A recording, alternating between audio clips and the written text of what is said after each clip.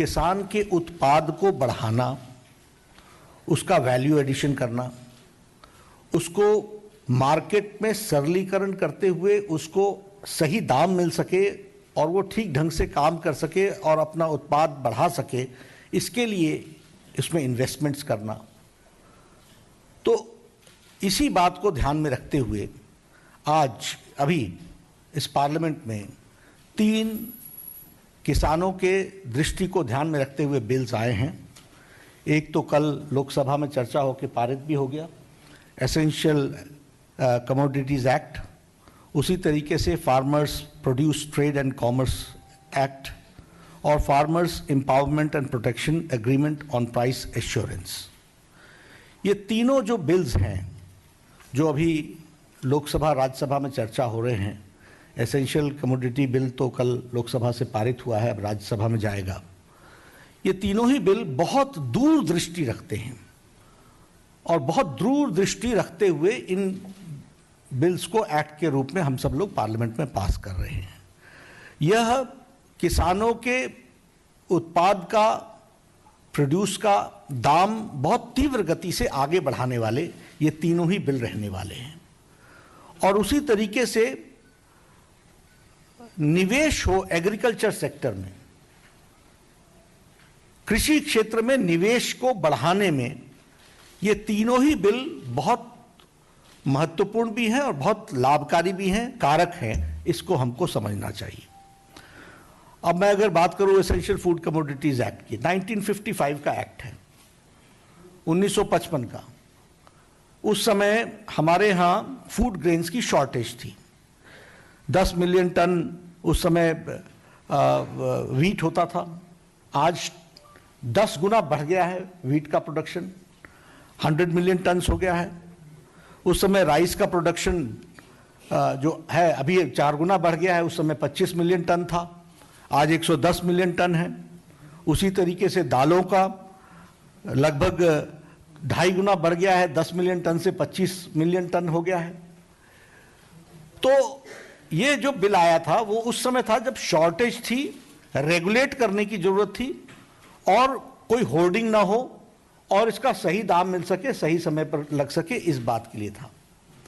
अब इसको डीरेगुलेट करते हुए इसमें कोशिश ये रही है कि एक्स्ट्रा ऑर्डिनरी सर्कमस्टांसेस में, अब एक्स्ट्रा ऑर्डिनरी सर्कमस्टांसेस क्या है? फेमीन है, वॉर है, अकाल आता है, नेचुरल कैलेमिटी होती है। तो इन सब को ध्यान में रखते हुए इस बिल को बनाया गया है जिसमें ये एक स्मूथनेस आएगी और इसके माध्यम से प्राइवेट सेक्टर भी इन्वेस्ट करेगा, वह भी निवेश करेगा और उसको भी इसमें से एक उत्पाद लेने की इच्छा जाहिर होगी। यह एक इस विषय को हमको ध्यान में रखना चाहिए।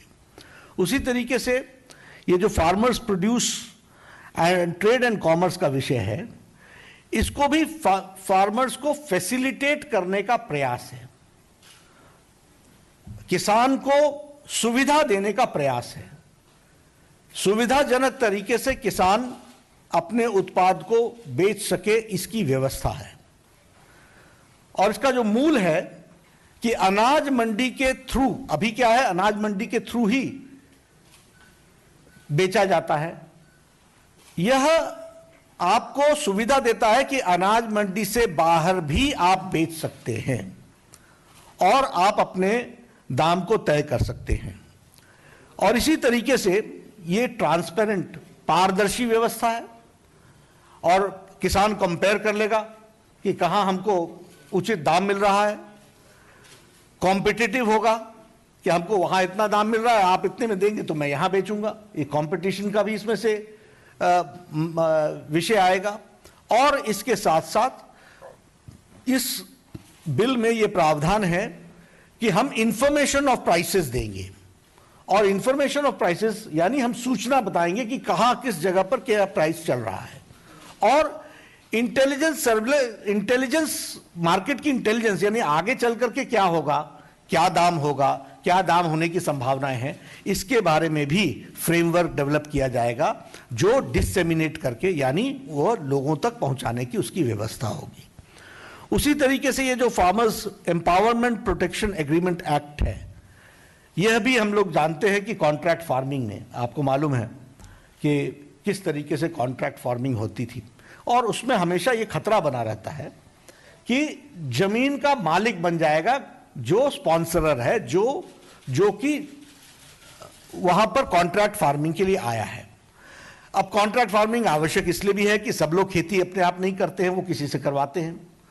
तो इसमें मॉडल एग्रीमेंट्स बनाए गए हैं कि मॉडल एग्रीमेंट के माध्यम से रिटन एग्रीमेंट होगा और लिमिटेड पीरियड के लिए लिमिटेड ये एग्रीमेंट होगा।